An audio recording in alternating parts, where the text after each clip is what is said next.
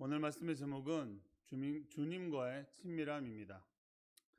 어제에 이어 계속해서 시편 25편을 보고 있습니다. 시편 25편은 다윗의 노년기로 쓰여진 것으로 다윗의 노년기에 쓰여진 시로 보고 있습니다. 이 시에는 다윗이 살아오면서 겪었던 많은 일들이 기록되어 있습니다. 그리고 14절 오늘 말씀에서 자신이 하나님과의 어떤 관계였는지를 잘 나타내고 있습니다. 그래서 다윗은 말합니다. 여호와의 친밀하심이 그를 경외하는 자들에게 있으며. 사랑하는 성도 여러분, 여기서 친밀하심이라는 말은 히브리어 원어로 소드라는 단어입니다.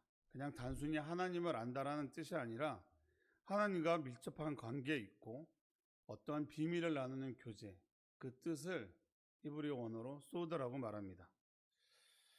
하나님께서는 절친한 친구에게 자신의 속마음을 말하듯이 자신의 뜻과 비밀을 숨김없이 공유를 해주신다는 의미입니다. 그런데 친밀함을 얻기 위해서는 필요한 것이 있습니다. 바로 경외함입니다. 하나님을 경외하는 마음이 있어야 한다는 것이죠. 어제도 살펴보았지만 여기서 경외함이란 하나님의 주권을 인정하며 깊이 존경하는 태도를 말합니다.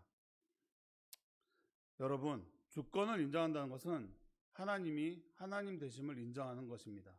내 생각, 내 계획이 아니라 하나님이 뜻이 선하다고 신뢰하는 것을 말하고 있는 것이죠.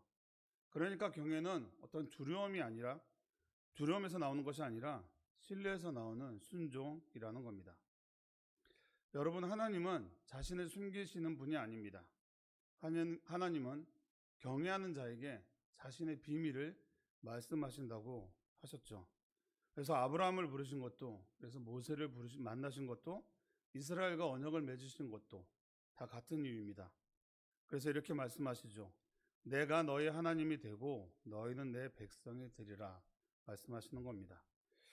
그래서 본문은 이어서 이렇게 말합니다. 하나님을 경외하는 자들에게 그의 언약을 그들에게 보이시리라. 하나님은 경외하는 자들에게 자신의 언약을 보이십니다. 그런데 여러분, 본문은 하나님께서 언약을 주신다 하지 않고 보이신다라고 말씀합니다.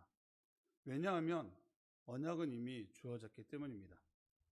문제는 우리가 그것을 보지 못하고 있다라는 것이죠. 그러니까 영적인 삶의 핵심은 어떤 새로운 것을 받는 것이 아니라 이미 주신 것을 보는 것이 중요하다는 겁니다. 여러분, 이미 주신 언약이 무엇입니까? 예수 그리스도입니다. 성경의 모든 언약은 예수님 안에서 완성됩니다. 부활하신 주님을 통해 구원의 언약이 성취되었다는 거예요. 다시 말해 언약을 보이신다는 것은 모든 상황을 뛰어넘어 일하시는 하나님의 신실하심과 그것을 통해 예수 그리스도를 보게 하신다는 언약의 말씀을 하고 있는 겁니다. 아브라함에게 큰 민족을 약속했던 것처럼, 그리고 예수님의 피로 새 언약을 세웠었던 것처럼 말이죠. 요가복음 22장 20절에 이 산은 내 피로 세우는 언약이니 곧 너희를 위하여 붓는 것이라. 예수님의 피는 새 언약의 기초입니다. 그러므로 우리는 우리의 행위가 아니라 그리스도의 보혈을 의지하여 예수 그리스도께 나아갈 수 있다는 것이죠.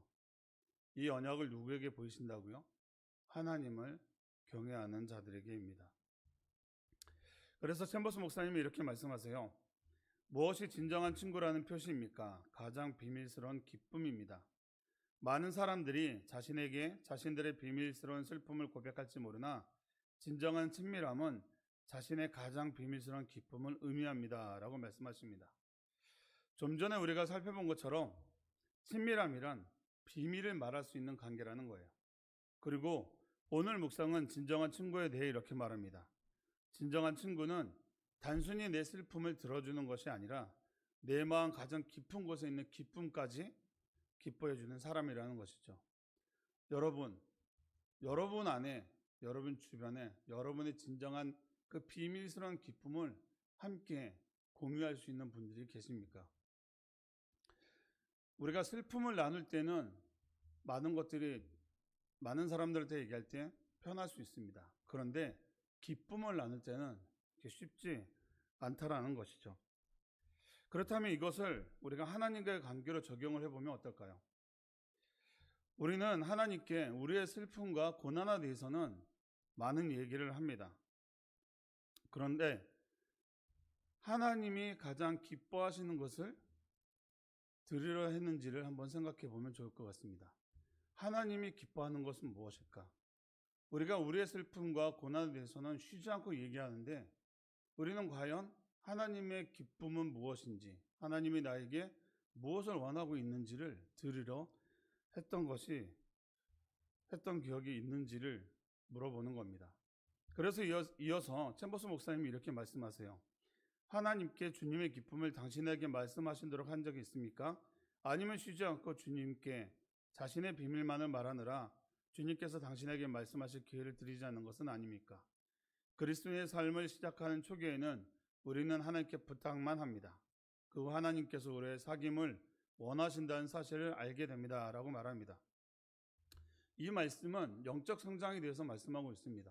우리가 초기에는 그럴 수 있다고요.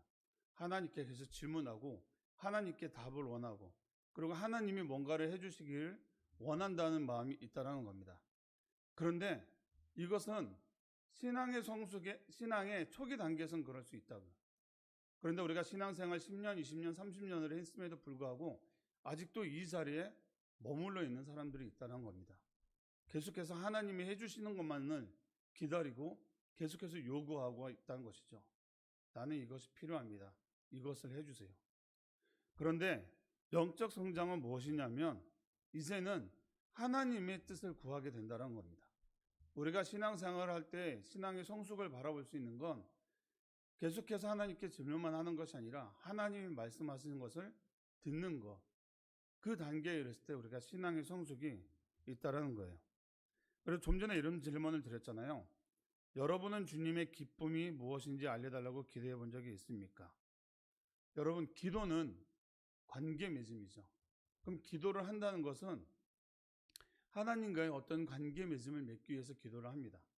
그런데 이 관계 맺음은 일반 통행은 있을 수 없는 것이죠. 계속해서 내가 하고자 하는 것만 말할 수는 없다는 겁니다. 우리가 사람과의 관계에서도 그것을 알 수 있지 않습니까? 우리가 정말 아끼는 사람, 사랑하는 사람과 그 사람과의 친밀함을 얻기 위해서는 우리가 어떻게 합니까? 그 사람이 처음에는 그 사람, 사랑하는 초기 단계에서는 이럴 수 있죠. 내가 정말 그 사람의 사랑을 받고 싶어 합니다. 그 사람이 나를 사랑해 주기를 원합니다. 그런데 시간이 지나면 자동적으로 바뀌게 되는 것이 있죠. 이 사람이 무엇을 좋아할까? 이 사람은 어떤 것을 원할까? 그 사람의 마음을 본다라는 겁니다. 하나님과의 관계도 마찬가지라는 거예요. 우리가 너무나 잘 알고 있듯이 하나님과의 관계에서도 일방적인 아닌 내가 정말로 하나님께 기도했다 하면 하나님께서 무엇을 원하는지도 우리는 들어야 한다라는 겁니다. 그런데 우리는 그것에 거기까지 나가지 못하고 계속해서 뭔가를 계속적으로 우리의 필요를 원하는 것을 그 자리에만 머물러 있다는 것을 안타까워 말씀하고 있는 겁니다. 그래서 우리는 계속해서 질문해 봐야 합니다. 하나님, 나에게 원하시는 것이 무엇입니까? 하나님, 내가 하나님을 위해서 무엇을 하기를 원하십니까? 우리는 계속해서 질문해 봐야 합니다. 그때 하나님께서 말씀하십니다. 어제 묵상에서 이렇게 말씀하셨죠. 주께서 정하신 길로 나를 가르치소서. 12절 말씀에 보면 주께서 정하신 길로 나를 가르치소서라고 말씀합니다. 어제 묵상에도 살펴봤듯이 여호와를 경외하는 자에게 우리가 갈 수 있는 그 길을 주님께서 알려주신다는 거예요. 그래서 묵상 표현에 이런 표현이 있습니다. 처음에 우리는 하나님의 인도하심을 의식하기를 원합니다. 그러나 이것이 지속되면 하나님을 풍성하게 의식하면서 우리는 그분의 뜻이 무엇인지 물을 필요가 없게 됩니다. 다른 뜻을 선택하고 싶은 생각이 들지 않기 때문입니다. 우리가 구원을 얻고 정결해진 후에 하나님께서 우리의 일상적인 선택 속에서 우리를 인도하십니다. 라고 말씀하세요. 무엇을 말하나요? 바로 하나님과의 관계, 바로 연합입니다. 이, 이 말씀을 묵상할 때 저는 이런 생각이 들었습니다. 하나님을 풍성하게 의식하면서 우리는 하나님을 풍성하게 의식하면 그분의 뜻이 무엇인지를 물을 필요가 없게 됩니다. 과연 나는 지금 하나님과의 친밀함을 맺고 있는가? 여러분은 그런 친밀함을 맺고 계십니까? 우리가 어떤 일상을 살아가고 있을 때, 오늘 하루 살아갈 때도 정말 하나님과 동행한다는 사실을 우리가 의식하면서 살고 있는지, 아니면 정말 어떤 시간이 되었을 때, 새벽 예배 시간이 되었을 때, 아니면 말씀을 보는 시간일 때, 아니면 우리가 줌 기도를 할 때, 그때만 하나님과 어떤 교제를 위해서 우리가 그 시간을 내고 있지는 않은지, 이런 생각이 들더라고요. 나는 진짜 하나님께 묻지 않고 이 모든 상황, 일상에 일어나는 모든 상황이 정말 하나님께서 이끄시는 것인가?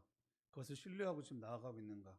그러면 나는 무엇을 지금 위해서 기도하고 있는가라는 그것을 생각하게 되더라고요. 여러분, 오늘 말씀의 제목이 주님과의 친밀함입니다. 이 친밀함의 그 히브리어 원어를 아까 말씀드렸죠. 비밀스러운 교제, 그 비밀스러운 교제를 말한다고 말씀드렸잖아요. 나는 정말 하나님과의 비밀스러운 교제, 나의 비밀스러운 기쁨을 말하고 있는가? 그리고 그 하나님께서 말씀하시고자 하는 그 기쁨을, 주님의 기쁨을 우리는 들으려 하는가? 이것이 바로 주님과의 친밀함입니다. 우리가 이 친밀함이 완성이 될 때 주님은 우리에게 모든 것을 가르쳐 주십니다. 왜냐하면 우리는 하나님을 경외하는 자들이니까요. 여러분, 오늘의 일상에서 사소한 것조차도 주님께 묻고 대화하며 그 시간을 누리십시오. 우리가 주님과의 친밀함을 누릴 때 주님도 우리에게 그 모든 것을 가르쳐 주십니다. 오늘 그 하루를 사는 우리 공동체가 되길 원합니다. 기도하겠습니다. 사랑의 하나님, 감사합니다. 오늘 말씀의 제목이 주님과의 친밀함입니다. 주님, 나는 정말 주님과 친밀함을 누리고 있습니까? 어떤 상황 가운데서도, 이해되지 않는 상황 가운데서도 그 주님과의 친밀함을 놓지 않고 있습니까? 이 모든 상황이 주님이 주신 거라 믿고 있습니까? 그리고 그것을 위해 기도하고 있습니까? 하나님, 우리 샘누리 공동체 한 사람 한 사람이 이 친밀함을 누릴 수 있도록 인도해 주시옵소서. 신앙의 초기 단계에 있는 것처럼 계속해서 요구하는 것이 아니고 나의 필요를 요구하는 것이 아니라 주님께서 기뻐하시는 것, 주님께서 원하시는 것을 들을 수 있는 우리의 공동체가 될 수 있도록 우리의 마음을 열어 주시옵소서. 그리고 그것을 보고 나아가게 하여 주시옵소서. 주님께서 말씀하십니다. 먼저 그의 나라와 그의 의를 구하라. 우리가 해야 할 것은 먼저 그의 나라와 그의 의를 구하는 것입니다. 그때 그 모든 것을 주님께서 이루시는 것을 우리가 볼 수 있습니다. 오늘 하루 그것을 누리는 삶을 살게 하옵소서. 예수님 이름으로 감사하며 기도합니다.